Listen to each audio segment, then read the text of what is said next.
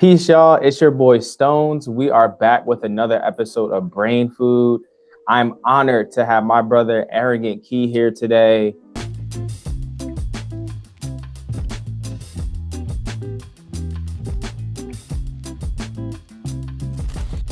Kei recently had an amazing solo exhibition. We're going to get into that. But one of my favorite digital artists, I'm excited to get into this conversation. Kei, how are you feeling? I'm feeling great, man. I'm happy to be here. I'm glad it's with you. And you know what I'm saying? The whole exhibition was fantastic. I'm glad we have a chance to talk about it and recap the whole thing. So let's get into it. Yeah, let's get into it, bro. So before we talk about the exhibition, I would love to just start off the vibe, break the ice a little bit. What color are you feeling today, bro? Hmm, that's a good question. So I would say I'm feeling a bit, so this might sound kind of dark, but it's not. I'm feeling a bit gray. Mm-hmm. Not in a sense of I'm dull or depressed or sad, but in the sense of I'm in the middle of two areas. I'm pushing my creativity and my productivity, but I'm also trying to take time for myself and slow things down a bit, not burn out, overwhelm myself. So I'm kind of in that middle zone where I'm just kind of focused, not trying to do too much, not trying to do too little. So that's where I'm kind of going with it right now. And I feel like gray has that negative connotation, but when you put on that gray fit, you get locked in, you know? Hey, Like that's what I'm saying. Those in between colors, Mhm. those be the best colors sometimes. We don't walk around wearing, bright reds and bright yellows and stuff no more, really. So that's how I'm feeling, in between. I like that. I like that, bro. Yeah.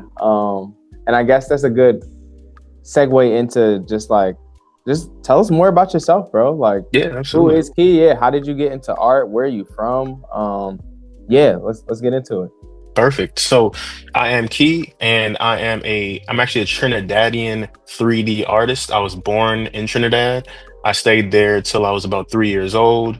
Then we moved over to Brooklyn, New York, Flatbush Avenue, all that. Went to PS 135, and then we stayed there till for about 6 or 7 years, moved down to Atlanta, Georgia, kind of shuffled around the state a little bit in the tri-state area of Atlanta, and I graduated high school from there and everything.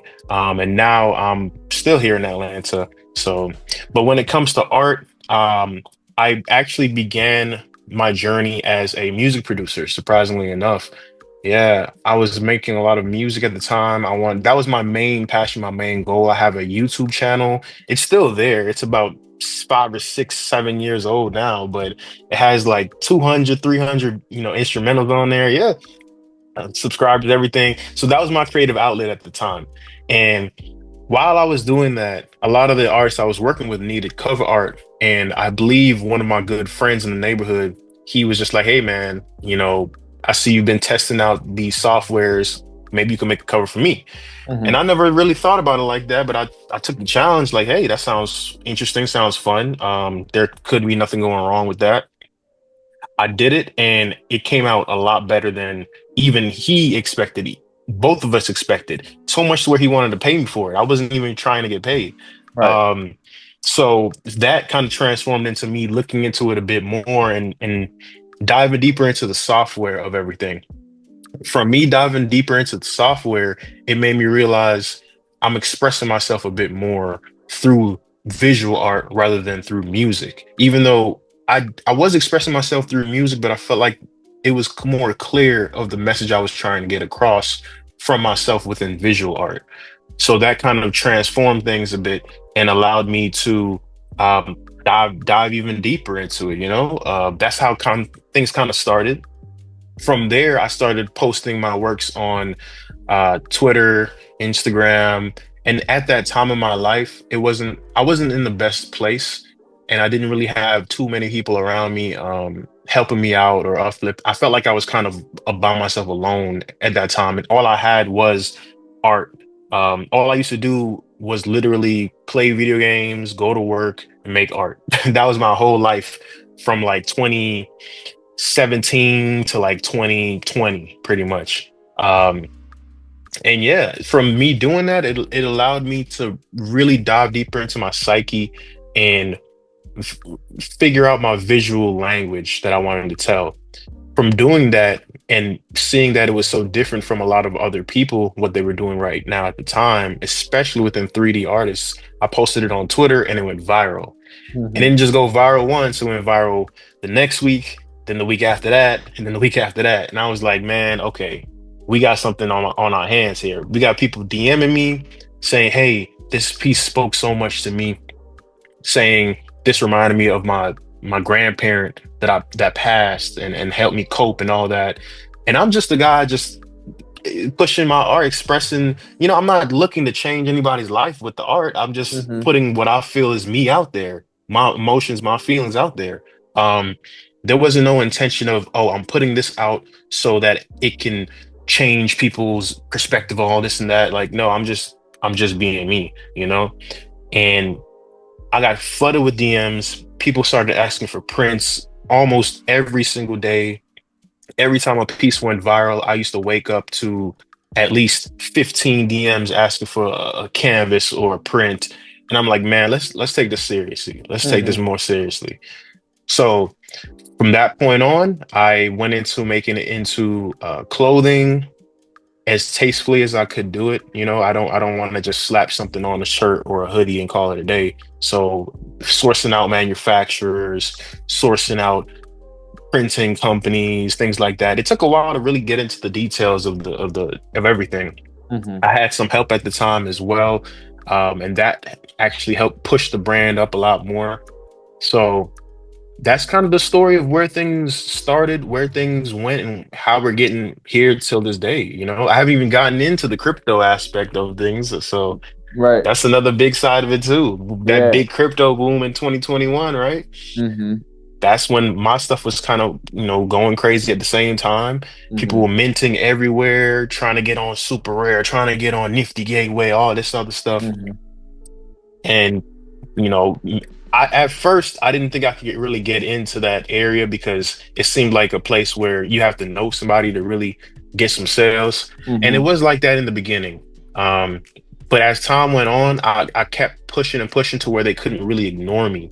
Mm-hmm. And while doing that, I found a group of friends. You already know most of them, Mm-hmm. Mediolanum Mm-hmm. and Ram and all them.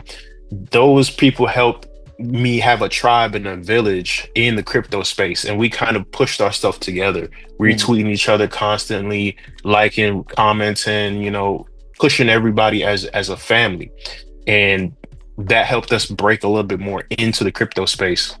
So I'm really happy about that. Mm-hmm. But yeah, that's kind of how everything went and how we got to where we are today. I'm very, very grateful, very blessed. So thank you. Yeah, no, that was dope, bro. And you touched on a lot of things that we're going to continue to dive deeper throughout this conversation. So I'm good that Absolutely. you gave that high level overview. And I'm like, if I start picking things apart now, we'll be here all day. No, you're So yeah, fine. I definitely Listen, want to get into the flow of the questions. But yeah, no, it was really good to hear how holistic the journey was. It was like piece by absolutely. piece, step by step. Everything you've done has been with intention, and you can see it through the artwork and also through everything you produce in the experiences, whether it's the merchandise or the solo shows or even how you pull up and support community. Everything is very intentional, and that's what I appreciate about you. Because I remember we met randomly like in a group chat once when like it was Yeah, like me, you, and Law. Someone was like, or someone had sent a tweet saying y'all work remind me of each other, and I'm like, wait, who are these bulls? And then we was in a group chat right. trying to figure out like, yo, can we We pick up a were. steak, bro? Those were the good Yeah, what days, can we do, man. bro? Now, literally, bro. So even back then, you were always very humble and just like reaching out, trying to see how you can work and collaborate with people. So yeah, it's good to see the recognition finally. You were getting it back then, but like being IRL now, like it really having a push and a platform is dope, bro. Thank Um, you. Thank you so yeah. much, man. And let's get into the process. So like, we'd love to Yeah. hear what is your creative process like, and how do you describe the themes in your work to people like when they're asking about it? So I'll start off with the creative process. And so I work in 3D, and I began my journey in 3D using Cinema 4D.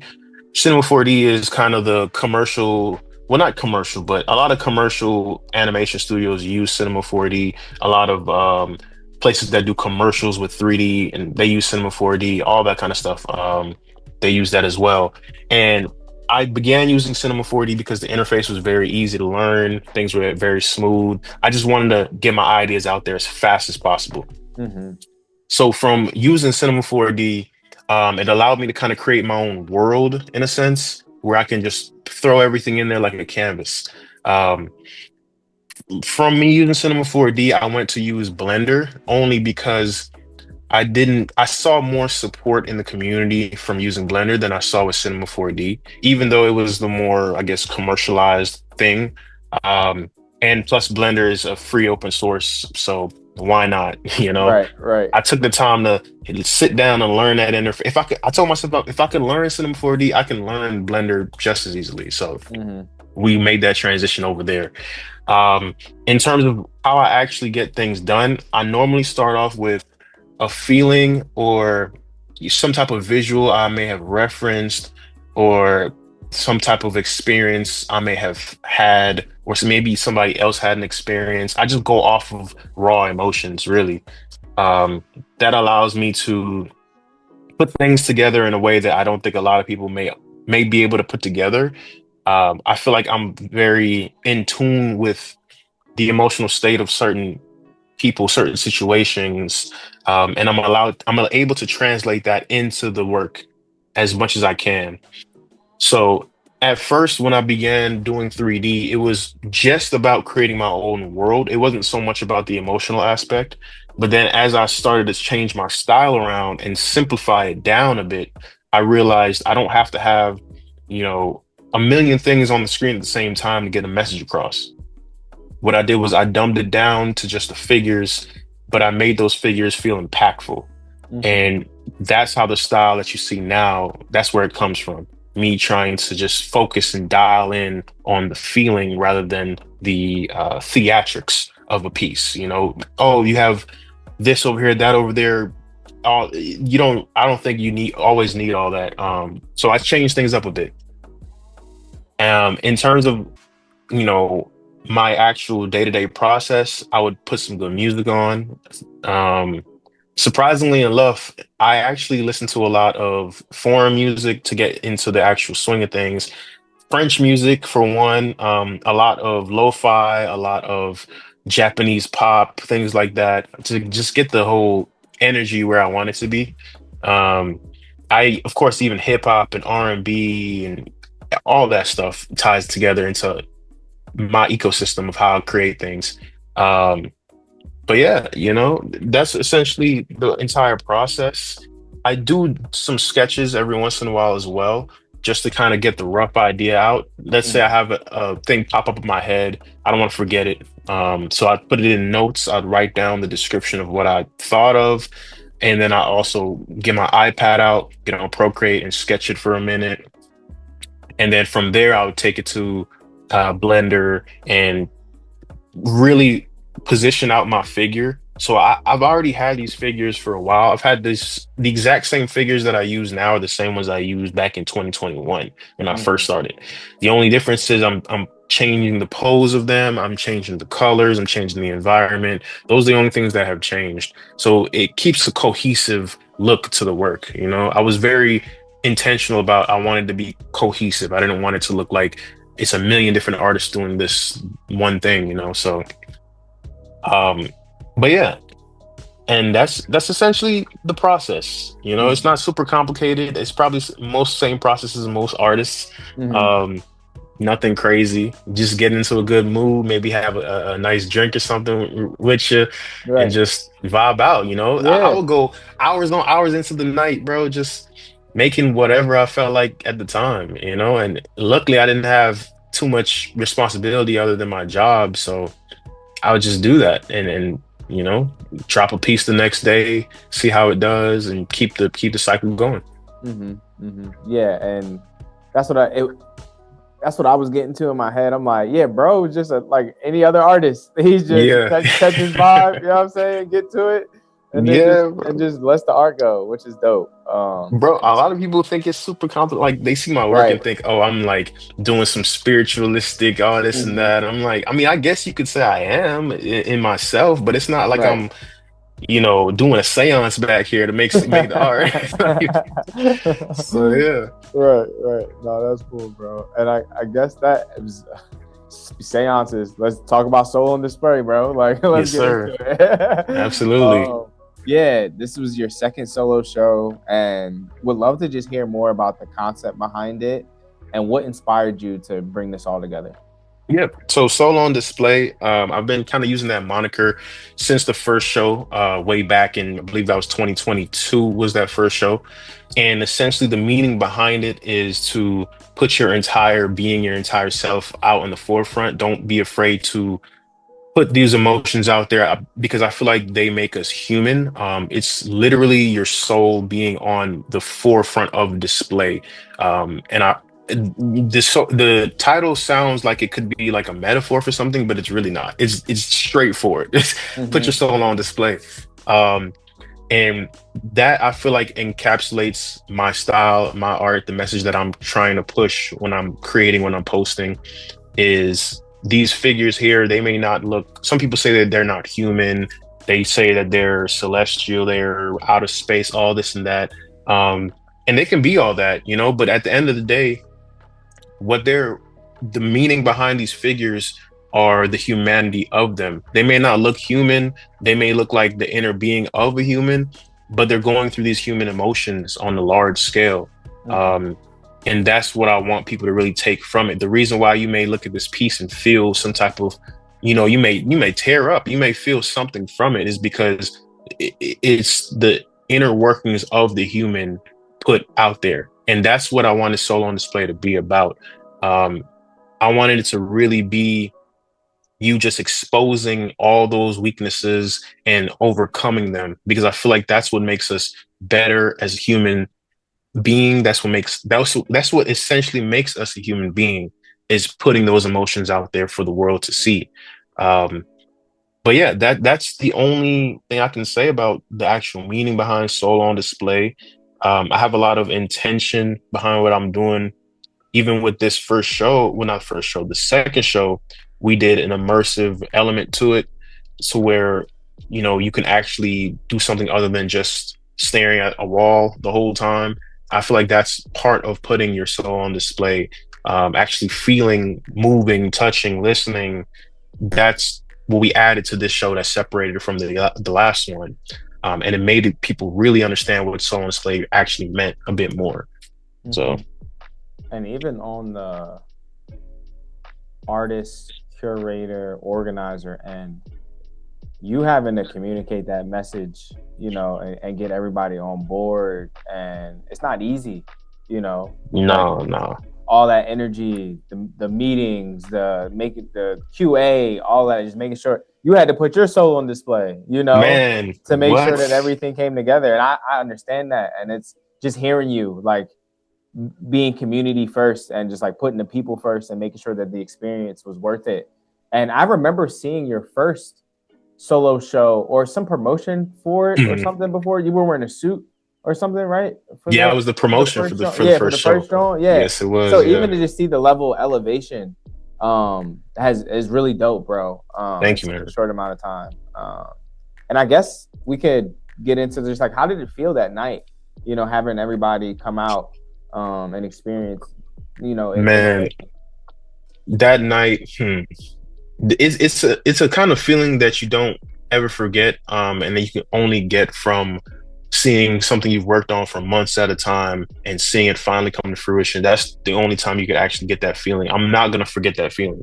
Mm-hmm. First show that we had way back when I had, that was the first time I actually saw people come out in person, like actual human beings, actual souls in the building with me. And I'm not just talking about a small group of people. I'm talking about, 60, 70 people for that first show. Mm-hmm. I couldn't believe my eyes when I saw that people actually believed in the art enough to actually come in person. That was the first time I've ever done anything like that. First time I've thrown an event. I've had friends and people that I know throwing events multiple years in a row because my friend group was always very creative. So they've always been pushing something. And, my parents were like, man, they're doing all this. What are you doing? I was like, oh, you got me there. So That was the first time we did it, and it was great. Now, the second time, we went from 60, 70 people to 120, 130 people. Love. Yes. Man, and Yes. that was insane, bro. Yes. It was truly incredible. Um, I really feel like we had something special going, and the feeling that I got from that night was that this is still possible. This is more than possible. In fact, it's growing. You We know, here now. we're here exactly. So Yeah. there's the only way we can go is up. Mhm.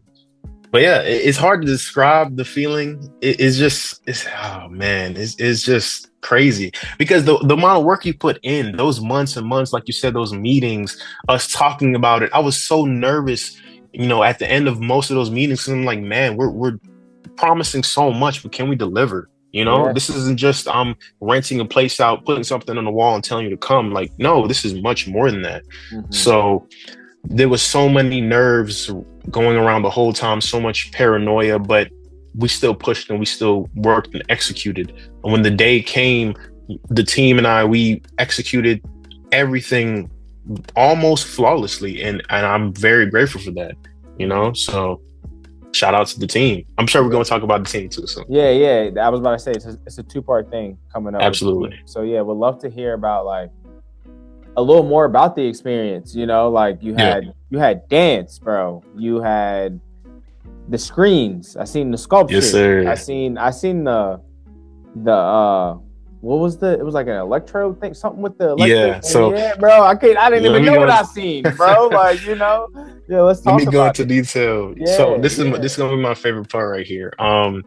Yeah. So okay, I'll start from the beginning. My intention from the start was to make this an immersive experience in any way I possibly can make it. And I didn't, because I see art shows, I see exhibitions, and unless the art is like jaw dropping, then the show is kind of boring. Mhm. You walking around, everybody's quiet. They maybe sip some wine, and It's the people hey, that make it a vibe. Yeah, at some point. exactly Yeah. at some point. Mhm. So I'm like, man, let's change that up. All right, let's switch things up. I may have to put more money into it, more budget, but it's gonna be worth it. I'm gonna look back and be like, we actually did that. And that was the intention behind it. Now, I came up to my friend. Well, we'll get into the team and stuff later, but the person that I actually worked with to make this happen agreed with my idea and actually wanted to have some sort of thing on their repertoire about an immersive experience as well. Right. So it lined up perfectly. Mm-hmm. What we did there, so the first thing that we wanted to do was have some type of immersive installation. And that immersive installation was my good friend Luther. He is an immersive specialist. He does things like touch designer, projectors, all of that. We went ahead and brought him in, and he was able to create this experience to where you can use different things as a controller to manipulate things on a screen. So what it would do, it would clip onto what you wanted to clip onto. I had it clip onto my jewelry, actually. I had it clip onto my jewelry. The jewelry is actually the same thing as the sculpture. So it was clipped onto. Yeah, the same everything. Yeah. Yeah, that's dope. So we had it clipped onto a couple of pieces of jewelry, and every time you touched the jewelry, it would change what's on the screen. It would change the actual 3D model. They might disperse it. It might change its color. It might zoom in, zoom out, a whole bunch of different things. So we had people literally standing there for 10, 15 minutes at a time, playing around like kids with this immersive experience of the actual sculpture. And what's great about it is once you get done with that and you look behind it, the actual sculpture was right behind it. So it's like a different level of immersion, and I thought that was really cool, really, really different from what I see in other exhibitions and galleries. Now, we also, of course, had the dancers as well. We had a choreographer. Her name is Danny. She's incredible. She brought in two dancers, Ivan and Grace, and they put together a routine that encapsulated what I wanted to represent in my art. A lot of my art has to do with twin flame energy, two beings coming together or separating, and they understood that. what they were able to pull off was they had both of them separately, you know, kind of moving contemporary, but a little wild, kind of untamed. And then as the routine came together, they slowly came together and they became more refined and more elegant. And then they started dancing together and pulling away and pulling toward each other. And man, it was just a magical experience. I'm not gonna lie. It was magical. I had some people, telling me that they were tearing up in the audience from what they felt from the actual performance. And then we had a projector behind it showcasing the art. A lot of the art tied into the performance as well. It was just synergy. It was so much synergy, bro. Yeah, man. So much synergy. I'm extremely thankful for them to come by and do what they do. They've been, dancing for multiple years now. They're not newbies, and they did that out of the love of wanting to be part of the creative process. So, right. Yeah, that was insane. I didn't think I would have something like that at one of my events until it actually happened, and now I feel like anything is possible. Literally hearing you speak about everything that came together, I was thinking anything is possible. Like it's literally you just did it. So now what is next, bro? Anything. You could do anything from here. Bro. So yeah, just looking and ready for the future of Kei. And you spoke a lot about community and people who came together. How important is that to you? And is there anybody you want to shout out in particular? Yeah, of course. That's first of all, that's extremely important. That's one thing I wanted to really get across with doing my show in the area that I did it in. There's a lot of community in the city of Atlanta. There's a lot of very strong creative pulse in Atlanta. And I felt like I wanted to kind of tap into that a bit more. What I did was I had the show at a venue that was smack dab right in the middle of the heart of Atlanta. Georgia State University is right down the street. So the Capitol is right, the Capitol building is right down the street. We did it right in the middle of it, because I wanted to make things very accessible and very familiar for the people in the area.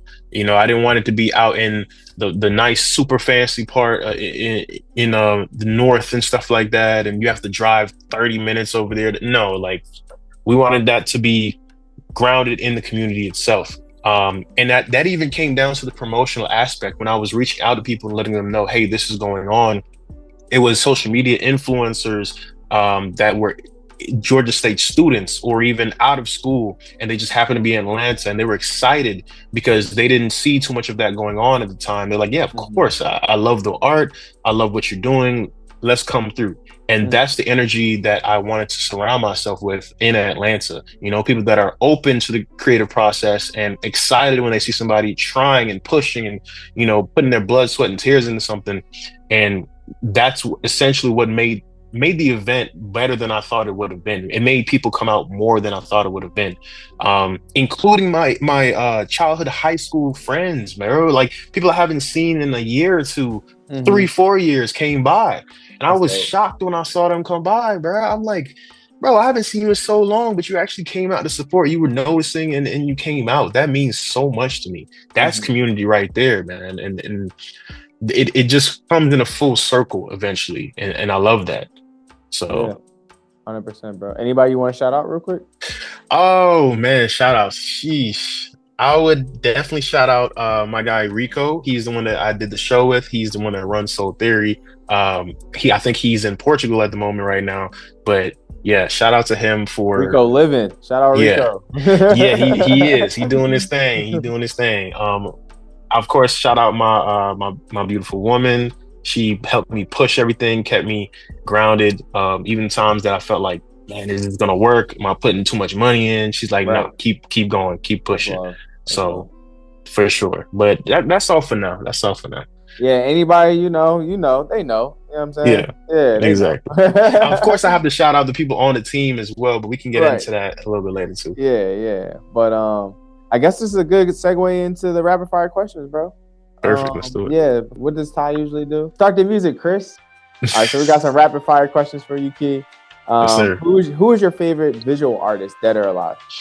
Okay. Great question. So I have two of them. Am I allowed to have two? Yeah, you have two, bro. Oh, right, no. Cool. Ty says no. Ty says no? Yeah. Come One. And on, you I gotta gotta be pick quick, bro. You between gotta be them. quick. Okay, Grab it. boom. Hajime Sorayama. Hajime Okay, cool. Sorayama, alive.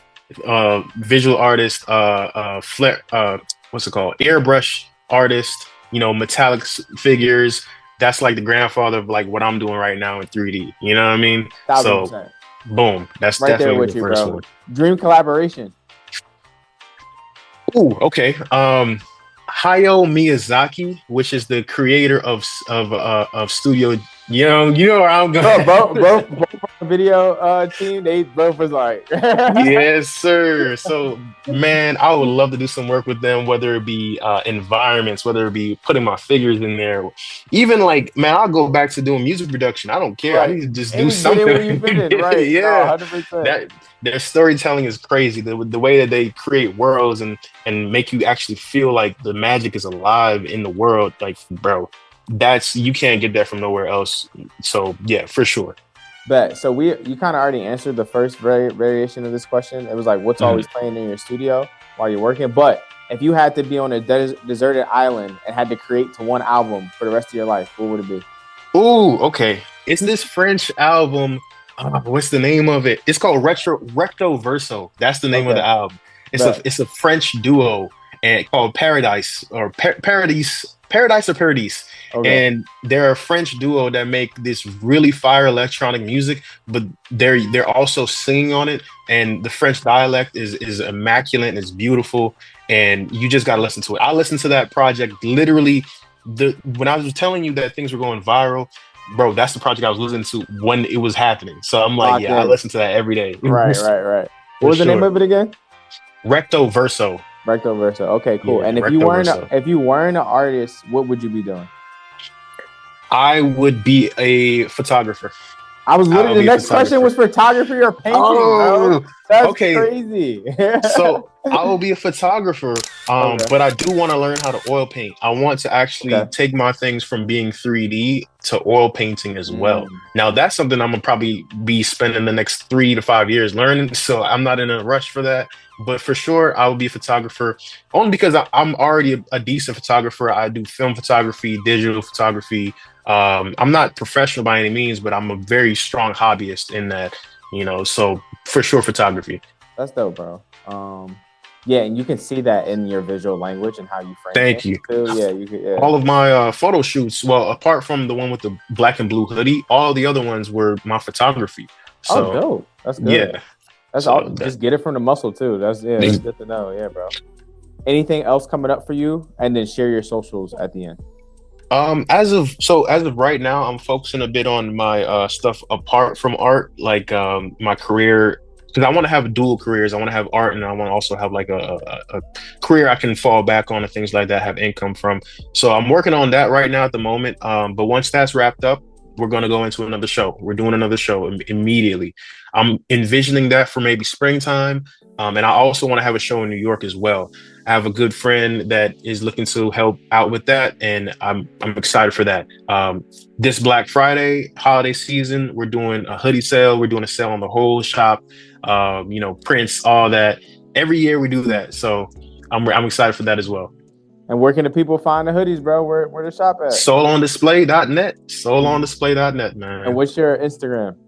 ArrogantKei, KEI. Let's get it, bro. Yes, sir. Thank y'all, man. Thank you, Kei. This was such a great conversation, brother. Thank you, brother.